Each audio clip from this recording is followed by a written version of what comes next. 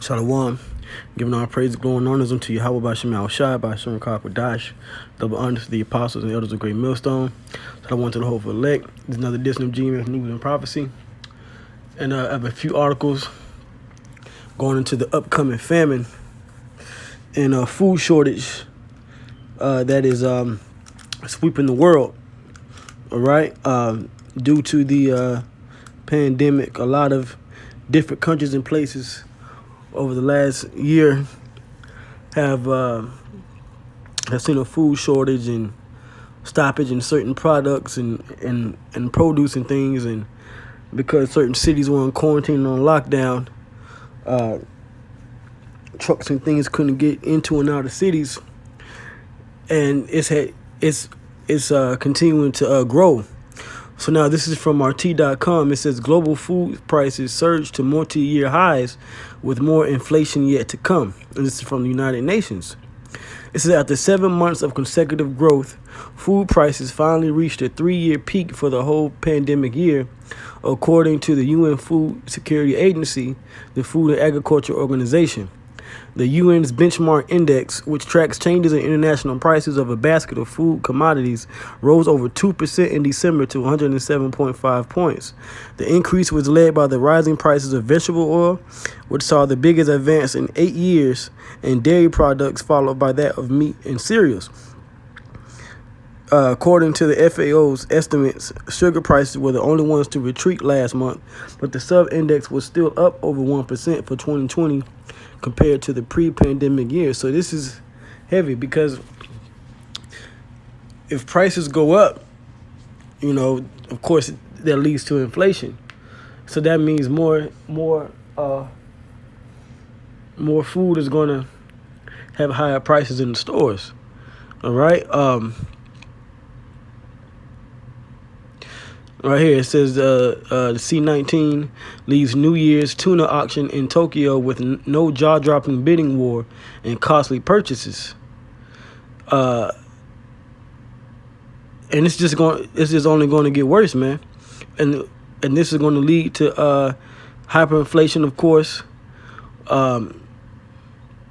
where it takes more U.S. dollars or more whatever currency you're using to purchase certain products. And that's going to spell trouble for these households, all right? It says, despite a sharp increase at the end of 2020 for the whole year, the UN gauge of food prices averaged 97.9 points. That's over 3% more than a year ago and the highest level since 2017. However, last year's results are still far from the crisis seen around a decade ago, when the index reached its historical peak of nearly 132 points. And we can see that actually, because we're only in the beginning of 2021, so by the end of the year, depending on how things go, if Babylon the Great makes it to the end of the year, things could increase quickly, rapidly, especially now with this mutated strain. It says some of the hikes were driven by higher global import demand induced by concerns over drier and warmer weather conditions, according to the FAO. And that's the thing. The more prices that these imports cost, then the higher they're going to be in the stores, man. So people are going to be able to afford less of what they used to get. You might be used to buying 2 gallons of milk a week, and then you have to be reduced to 1. Things could be cut in half. All right.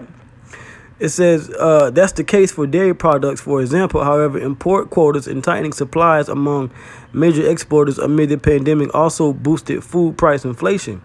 So now let me get a scripture. All right, let's go to the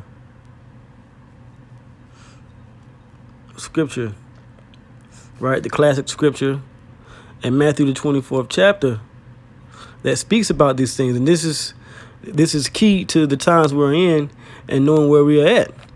So this is Matthew 24:7.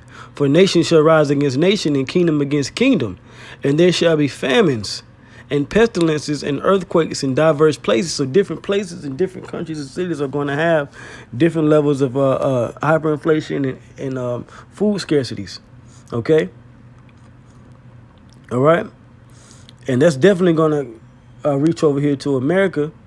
because a lot of the countries that we import from are experiencing this hyperinflation, okay, or are going to experience this inflation in prices. You know, a lot of fruit and vegetables come from Mexico.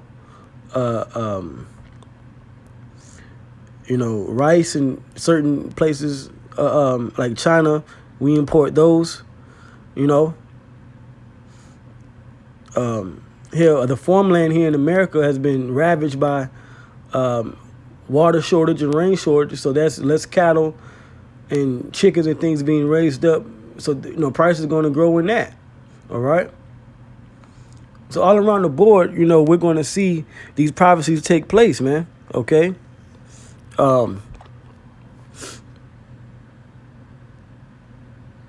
Now you go to the Apocrypha, right? The Apocrypha, KJV. Let's see if I can pull it up here. Yep. So let's go to 2nd Esdras. All right. 2nd Esdras. Let's see. Is it the 15th chapter? Let's see. 2nd Esdras 15.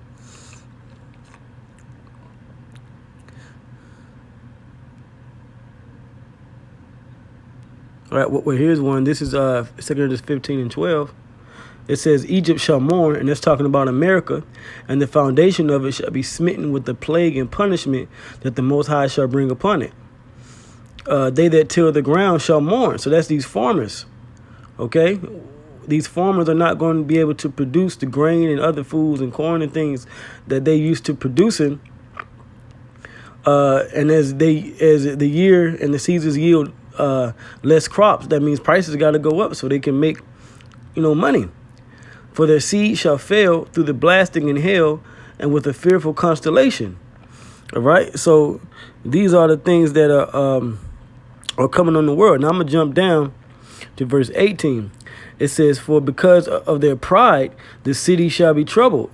The houses shall be destroyed, and men shall be afraid. A man shall have no pity upon his neighbor, but shall destroy their houses with the sword and spoil their goods because of the lack of bread and for great tribulation. So lack of food, that's famine. Okay, and that's great trouble coming to these cities, man. We're only in the beginning of sorrows that's coming, man. In 2021, it's going to be a lot worse than 2020. All right, Yahweh Shema Shai is turning it up a notch, man. You see what happened last week at the Capitol.